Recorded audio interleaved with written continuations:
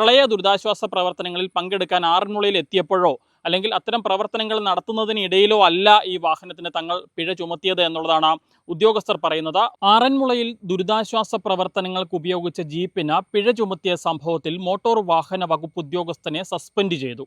Adoor enforcement സ്ക്വാഡിലെ ഉദ്യോഗസ്ഥനായിട്ടുള്ള ലൈജുവിനെയാണ് ഇപ്പോൾ suspend ചെയ്തത്. ഇത്തരത്തിൽ ദുരിതാശ്വാസ പ്രവർത്തനങ്ങൾക്ക് ഉപയോഗിച്ച ജീപ്പിന് മോട്ടോർ വാഹന വകുപ്പ് പിഴ ചുമത്തിയ സംഭവത്തിൽ അബിൻ വർക്കി MLA ഗതാഗത മന്ത്രിയോട് പരാതി പറയുകയും ഒക്കെ ചെയ്തിരുന്നതാണ്. അതിന് പിന്നാലെയാണ് ആ ഉദ്യോഗസ്ഥനെതിരെ ഇത്തരത്തിലൊരു നടപടി ഇപ്പോൾ ഉണ്ടായിരിക്കുന്നത്. 7000 രൂപയാണ് ഈ വാഹനത്തിന് മോട്ടോർ വാഹന വകുപ്പ് ഉദ്യോഗസ്ഥർ പിഴ ചുമത്തിയിരുന്നത്. അനധികൃതമായി ലൈറ്റുകൾ ഘടിപ്പിച്ചതിന് 5000 രൂപയും പൊല്യൂഷൻ സർട്ടിഫിക്കറ്റ്, പുക പരിശോധനാ സർട്ടിഫിക്കറ്റ് ഇല്ലാത്തതിന് 2000 രൂപയും ചേർത്ത് ആകെ 7000 രൂപയാണ് ഈ വാഹനത്തിന് കഴിഞ്ഞ ദിവസം പിഴ ചുമത്തിയത്. എന്നാൽ ഈ പിഴ ചുമത്തിയതിന് ശേഷം ഈ വാഹന ഉടമ പൊല്യൂഷൻ സർട്ടിഫിക്കറ്റ് എടുത്ത് ഹാജരാക്കിയപ്പോൾ ആ ചുമത്തിയ പിഴയിൽ ഒരു കുറവ് ചെയ്തു നൽകുകയും ചെയ്തതാണ്. അതിനുശേഷം 5250 രൂപയാണ് പിഴയായി അടയ്ക്കാനുണ്ടായിരുന്നത്.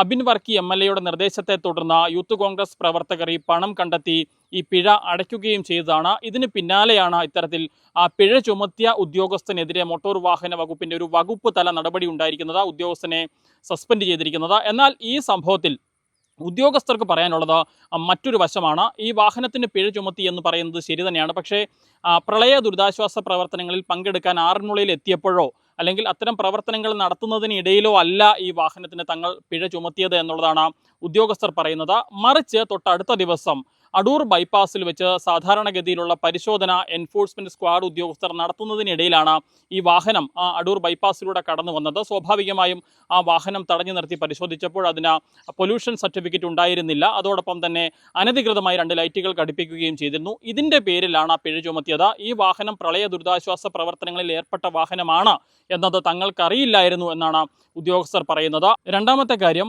ഇത്തരത്തിൽ പ്രളയ ദുരിതാശ്വാസ പ്രവർത്തനങ്ങളിൽ പങ്കെടുത്ത വാഹനമാണ് എന്ന് പറഞ്ഞുകൊണ്ട് പിന്നീട് നിയമം ലംഘിച്ചുകൊണ്ട് റോഡിലൂടെ ഓടാൻ പറ്റുമോ എന്നും ഉദ്യോഗസ്ഥർ ചോദിക്കുന്നുണ്ട്.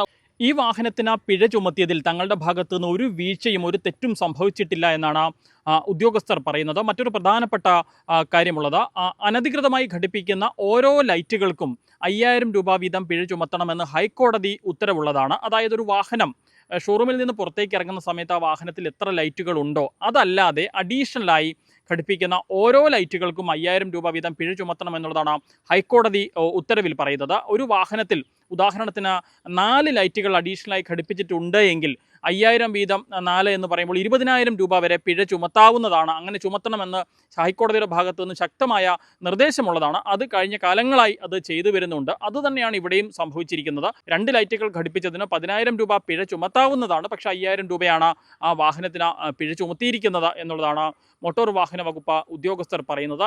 എന്താണെങ്കിലും ഈ സംഭവം കഴിഞ്ഞ ദിവസങ്ങളിലൊക്കെ വലിയ രീതിയിൽ ചർച്ചയാവുകയും സമൂഹ മാധ്യമങ്ങളിലൊക്കെ മോട്ടോർ വാഹന വകുപ്പിന് വലിയ പഴി കേൾക്കേണ്ടി വരികയും വിമർശനം നേരിടേണ്ടി വരികയും ഒക്കെ ചെയ്ത സംഭവമാണ്. അതിലാണ് ഇപ്പോൾ ഏറ്റവും ഒടുവിൽ മോട്ടോർ വാഹന വകുപ്പിൻ്റെ ഭാഗത്തു നിന്നൊരു വകുപ്പ് തല നടപടി ആ ഉദ്യോഗസ്ഥനെതിരെ ഉണ്ടായിരിക്കുന്നത്. ഇതിൽ തുടക്കത്തിൽ സൂചിപ്പിച്ചതുപോലെ തന്നെ 2 വശവുമുണ്ട്, രണ്ടും പറയേണ്ടതുണ്ട്. ദുരിതാശ്വാസ പ്രവർത്തനങ്ങൾക്ക് ഉപയോഗിച്ച വാഹനത്തിന് പിഴ ചുമത്തി എന്ന് വാഹന ഉടമയും അല്ലെങ്കിൽ യൂത്ത് കോൺഗ്രസ് പ്രവർത്തകരും അടക്കം പറയുമ്പോൾ തങ്ങളുടെ ഭാഗത്തുനിന്ന് ഒരു പിഴവും സംഭവിച്ചിട്ടില്ല, നിയമപരമായ കാര്യം മാത്രമാണ് ചെയ്തത് എന്നുള്ളതാണ് മോട്ടോർ വാഹന വകുപ്പ് ഉദ്യോഗസ്ഥർക്ക് ഈ വിഷയത്തിൽ നൽകാനുള്ള വിശദീകരണം.